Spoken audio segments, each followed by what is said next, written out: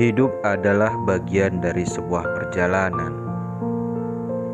Ada saja perasaan sedih, senang, kesal, dan kecewa akan sebuah harapan. Aku mengira dirimulah dari sebuah harapanku, tapi Tuhan berkata lain tentang jodohku. Aku dan dirimu hanya menjadi sebuah kenangan dalam sebuah hubungan. Sebab nyatanya dirimu telah memilih dia dibandingkan diriku yang banyak akan kekurangan.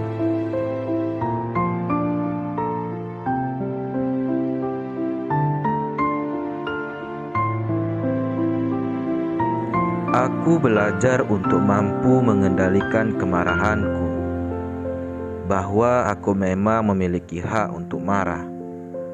Tetapi itu bukan berarti aku dapat berlaku sesuka hatiku.